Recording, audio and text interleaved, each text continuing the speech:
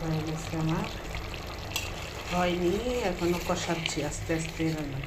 এটা লাল হলুদ সর্ষে দিয়ে সুন্দর হয়, আমি কালো সর্ষে দিয়ে রান্না করছি যার জন্য কালো দেখা যাচ্ছে, বুঝছেন? এটা কালো সর্ষে। সরিষার তেল নাই, দিয়ে দিলাম উপর দিয়ে। সরিষার তেল দিলে খাবারটা অনেক ভালো হয়, টেস্টি হয়। আমার হয়ে গেল, হয়নি এটা আস্তে আস্তে রান্না। কিছু কিছু রান্না না মিডিয়াম তাপে রান্না করতে হয়, কিছু কিছু রান্না হাই হিটে রান্না করতে হয়, কিছু কিছু রান্না আবার অল্প আছে আস্তে আস্তে সময় নিয়ে রান্না করতে হয়।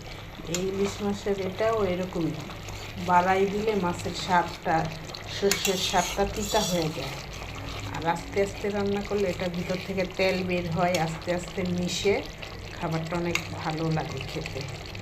এটা অল্প মিডিয়াম তাপে রান্না করতে হয়।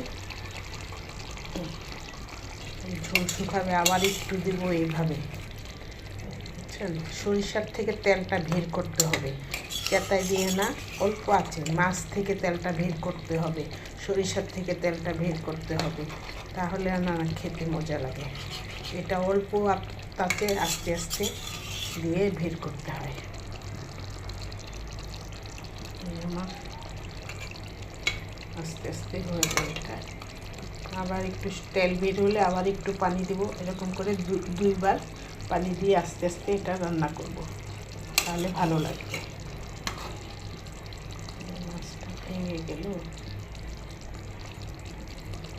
এই দেখুন ইলিশ মাছ ভেঙে যাচ্ছে। কালো ইলিশ সর্ষে দিয়ে ভালো লাগে না, হলুদ সর্ষে খুব মজা, ওটা তিতা কম লাগে, কালো সর্ষেটা তিতা লাগে।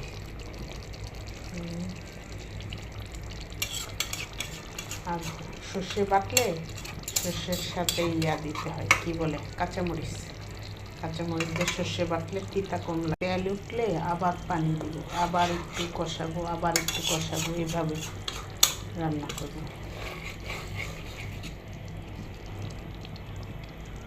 আর ইলিশ মাছের সর্ষে কেমন হয়েছে